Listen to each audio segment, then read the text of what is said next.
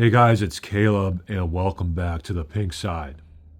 Um, Today I want to talk about the misconceptions that are out there about domestic discipline and the domestic discipline community. Many people who don't know what domestic discipline truly is and what it's all about refer to it as abuse. This happens with both liberal and conservative people. I mean, there's a lot of people on the right who have openly and publicly condemned domestic discipline, including church leaders, politicians, and so on and so forth. And they usually come with the reasoning that either domestic discipline is abuse or that it opens the door to abuse. Now, we all know that domestic discipline is not abuse, those of us who actually live in the community. So what I'm going to do is I'm going to answer the question, does domestic discipline open the door to abuse? Because that seems to be like the biggest concern from people outside the community. And the answer is no, domestic discipline does not open the door to abuse in the relationship. You see, here's the thing. A man who wants to abuse you in a relationship is going to find a way to do so. Or let me put it to you like this. Generally speaking, when a man and a woman are in a domestic discipline relationship, they're seeing each other a lot. They're already spending a lot of time in each other's company. Either they're married or they're living together or they're spending so much time together that they might as well be living together, right? Because to have a DD relationship, it takes closeness, right? You don't give out disciplinary spankings in the initial dating stage, right? I mean, sometimes that happens, but generally speaking, that's not going to be the case. And here's where I'm going with this. When you have a close relationship with a woman, such as you're married to her or you're living with her or you're so close that you're just always at each other's house anyway, you're spending a lot of time together, presumably 12 hours an evening or more. That's a lot of time for a man who wants to abuse you behind closed doors to do so. And granted, 8 of those hours are sleeping hours, I get that. But the point is that a man who wants to abuse you using domestic discipline, he's just going to use domestic discipline as that tool to do so. If he doesn't know about domestic discipline, if he's never heard of it, he doesn't have that tool, he's just going to use another tool to abuse you. You see what I'm saying? So if you're in a situation where you're like living with a man, you're together in the same house, under the same roof, presumably relatively alone, or at least sheltered from the outside world, a good 12 hours every day. A man who wants to inflict abuse upon you is going to do so within that period of time, whether he has domestic discipline as a tool to do so or not. So the idea that DD leads to abuse is it's really just a bunch of nonsense.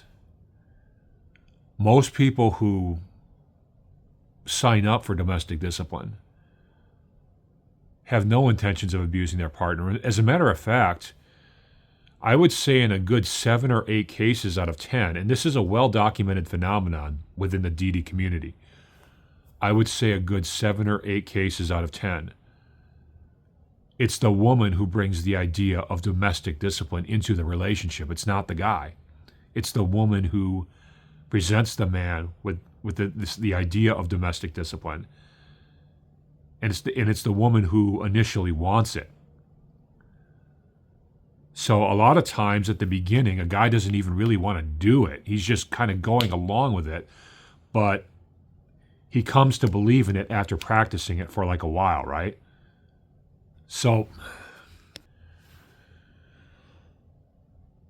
the red flags for actual abuse are not what the media tells you they are. The media will tell you crap like a guy watches too many action movies or something like that, or he's too quick to get into a fist fight at a bar or whatever. None of that has anything to do with whether or not a guy will abuse a woman.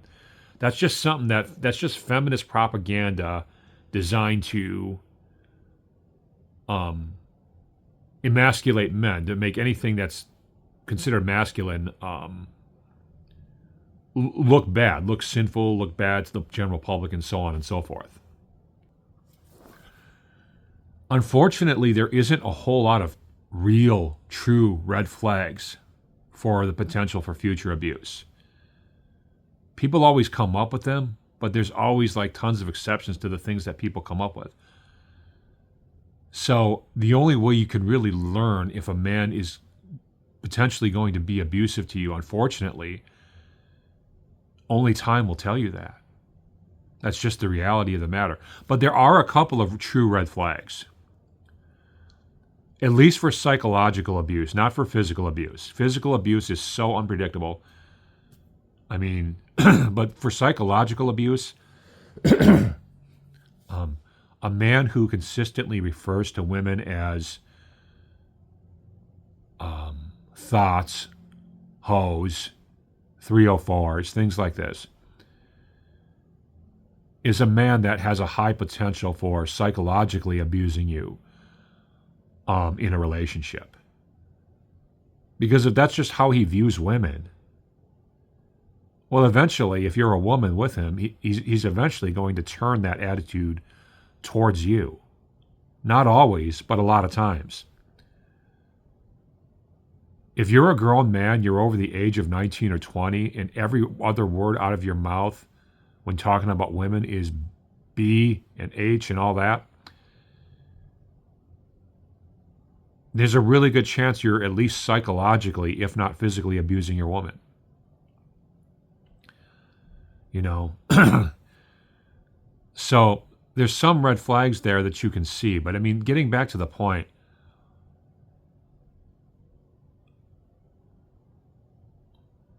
domestic discipline is just a lifestyle that was once the norm in society. It didn't even have a name because it was just normal. The term domestic discipline is an internet term. It's a term designed to help us, those of us who still believe in that old-fashioned way of doing relationships, meaning the man having the power to spank a woman for serious infractions. The term domestic discipline was created as an internet term to help those of us who still believe in that lifestyle to be able to find each other and have community and stuff. So domestic discipline itself isn't even really a real word. It's just an internet term meant to help foster community in those of us who believe in male authority in relationships. Now, that said, there are a lot of abusers and potential abusers patrolling the domestic discipline forums on the internet. There's a lot of guys who don't necessarily believe in actual domestic discipline. They're just on the internet and on these forums because they would love to just get their hands on any woman to be able to perform spankings just for the sake of having that power. And that's something ladies have to be vigilant of, and that's something that's probably never going to go away. A, because it's the internet, so you always just have to look out for your safety on the internet. But B, anything with a power dynamic to it is going to attract a certain number of people with bad intentions. You know what I'm saying? This is why there's so many bad cops, bad politicians, and so on and so forth. Because anything that show any sort of lifestyle or any sort of job that has a power dynamic to it, bad people look at that and say, oh, I can gain power over people by doing this or that or joining this and that group. You know, and there's a lot of people, unfortunately, who want power just for the sake of having power, who want power over others for the sake of having power over others or for selfish reasons. But that's not limited to domestic discipline. That's anything with a power dynamic. I mean, it's the same reason a lot of bad people join fraternities and sororities. There's a whole lot of sorority sisters and frat brothers out there who really don't even care about the values of the frat. They just want that power and that status that comes with being a frat guy or being a high-ranking sorority sister. See what I'm saying? So, but back to my point, domestic discipline in no way leads to abuse. What leads to abuse is having an abusive mindset in the first place. And ladies, remember this, and all of you who try to crap on domestic discipline and make it look abusive, just remember this. There's so many cases of women being abused physically and psychologically that show up on TV every day. Almost none of these, with maybe a few rare exceptions, are people into domestic discipline. They're always just what you call regular vanilla guys. Most of these guys have never even heard of domestic discipline, but there they are, abusing their wives. Now, how often do you hear about this out of the domestic discipline community? You hear about it once in a while. Dr. Phil had an episode of a guy that was using domestic discipline in very abusive ways. So it does happen. But most of the time, abuse comes from guys in society that are considered regular, normal, vanilla guys. So if you want to really watch out for abuse, watch out for these regular guys who just blend in with the rest of society. You know what I'm saying? Because they're abusing people a lot more than any man in the domestic discipline world. All right, guys, that's it.